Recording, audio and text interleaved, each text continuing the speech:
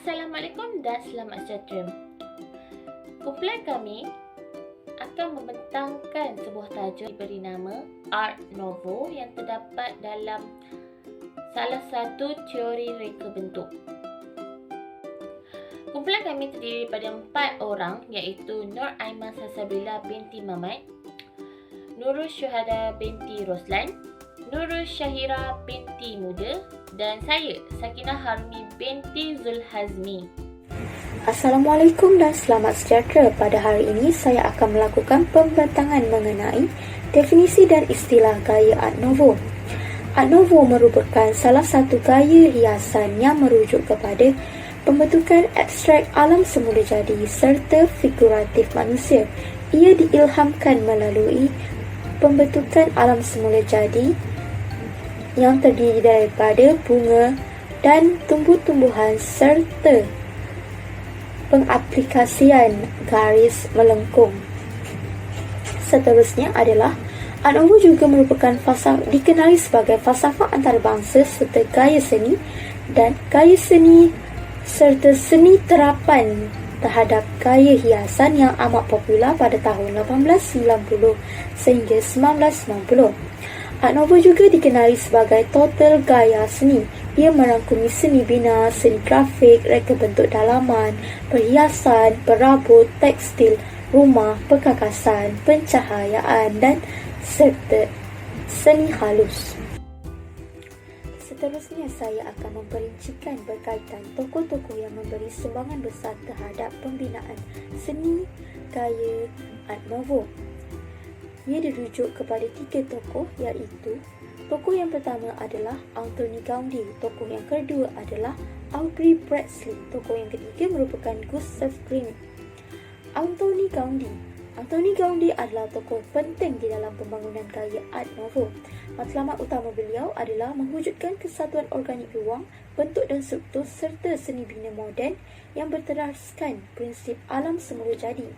Seterusnya, tokoh yang kedua adalah tokoh Audrey Bradley. Audrey Bradley adalah tokoh yang menyumbang kepada penciptaan Art Nouveau. Beliau adalah seorang artis muda Inggeris Art Nouveau yang menggunakan penggayaan hiasan yang rumit, penggunaan warna hitam dan putih, serta kerja beliau menekankan unsur yang aneh dan erotik. Tokoh yang terakhir adalah Gustav Klimt. Gustav Klimt merupakan artis Art Nouveau Belgium yang merupakan salah seorang pemimpin yang berpengaruh yang mempertahankan pergerakan seni bina seni gaya tersebut. Okey, seterusnya saya akan membentangkan mengenai karya-karya Art Nouveau. Okey, untuk pengetahuan umum, Art Nouveau ni merujuk kepada gaya hiasan yang bersifat abstrak, yang merujuk kepada alam semula jadi, flora dan fauna, keagamaan dan sebagainya. Okey, Art Nouveau ni juga banyak dipersembahkan dalam karya-karya seni lain yang bukan sahaja merujuk kepada seni bina, tetapi ia juga merujuk kepada hiasan dalaman, seni grafik, percetakan dan lain-lain lagi. Okey, jadi yang pertama adalah yang boleh anda lihat di sebelah saya ini adalah Casa Batlló yang merupakan karya yang sangat terkenal yang dihasilkan oleh Antoni Gaudí yang juga merupakan salah seorang tokoh yang terlibat dalam perkembangan Art Nouveau. Okay, seterusnya saya tampilkan kepada anda karya ataupun sumbangan yang kedua daripada tokoh yang berlainan yang terlibat dalam perkembangan Art Nouveau. Okey, tokoh yang seterusnya adalah yang bernama Gustav Klimt yang juga merupakan salah seorang yang mempunyai peranan yang besar dalam perkembangan Art Nouveau ini. Okey, beliau ni menampilkan ciri-ciri yang erotis yang bersifat harmoni dan juga bercorak daun emas. Seperti anda lihat daripada lukisan yang saya tampilkan ini adalah yang berjudul The Kiss, yang menampilkan figura manusia yang dikelilingi oleh dua figura manusia yang saling berciuman dan dikelilingi daun-daun emas dan juga corak-corak yang harmoni. Okey, seterusnya adalah karya daripada Antoni Gaudí juga, seperti contoh yang pertama yang saya persembahkan kepada anda sebentar tadi. Okey, bangunan ini dinamakan sebagai Casa Mila yang juga menjadi fenomena kepada masyarakat pada waktu itu disebabkan oleh tarikan-tarikan ataupun ciri yang cuba diterapkan oleh Antoni Gaudí dalam hasil kerja beliau. Okey, contoh yang pertama seperti anda lihat adalah batu yang beralun yang digunakan ataupun yang dipersembahkan oleh Antoni Gaudi dalam bangunan beliau sehingga ia dilihat sebagai salah satu bangunan yang mempunyai corak yang sangat menarik dan tidak menjadi perbezaan di antara bangunan-bangunan lain pada waktu itu. Hari ini saya akan membincangkan tentang kebaikan Art Nouveau. Tujuan utama Art Nouveau adalah untuk memecahkan perbezaan tradisional antara seni halus dan seni gunaan. Hiasan seni bina yang berwarna-warni dan terperinci yang mengalir di era moden.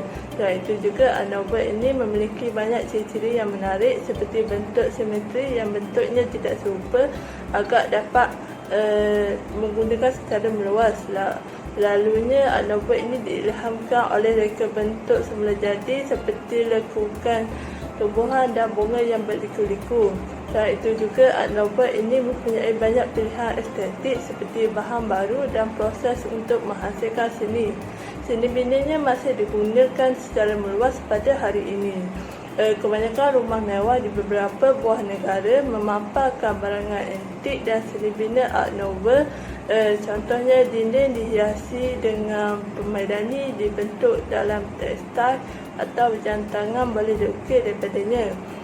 Art Nouveau ini juga mampu menyediakan keselesaan, kemesraan dan gaya perabotnya yang sangat menarik. Baiklah, sumbangan Art Nouveau terhadap kehidupan manusia memiliki 3 sumbangan, iaitu dijadikan hiasan dalaman yang memiliki unsur floral. Pada masa dahulu, corak-corak yang digunakan berindustri. Hal ini menyebabkan penciptaan bentuk-bentuk yang baru yang sepadan dengan keadaan sosial dan menyebabkan Art Nouveau ini sendiri dijadikan sebagai penyelesaian pada masa itu. Hal ini menjadikan rumah kelihatan cantik dengan unsur elegan dan contemporary. Baiklah, sumbangan yang kedua ialah Art Nouveau telah memulihkan makna sebenar pesawat itu sendiri dan membuat pesanan terhadap visual yang baru. Kita dapat tengok sebagai contoh iaitu pesawat ringkas yang dihasilkan oleh Aubrey Bursley dengan margin yang besar telah membawa kepada reka bentuk yang lebih moden daripada tradisional. Hal ini menyebabkan Art Nouveau merupakan salah satu ciri yang memiliki unsur botanik. Malahan, pada masa itu kita dapat tengok melalui Art Nouveau, kita dapat lihat pembiakan teknologi seperti fotografi dan pencetakan warna yang berlaku pada zaman itu. Hal ini telah menyebabkan pergerakan Art Nouveau lebih nampak contemporary dan lebih menarik minat seseorang, masyarakat dan golongan sosial yang lain. Oleh itu, sekian sahaja daripada hasil pembentangan kumpulan kami berkaitan topik yang diperincikan iaitu Art Nouveau. Terima kasih.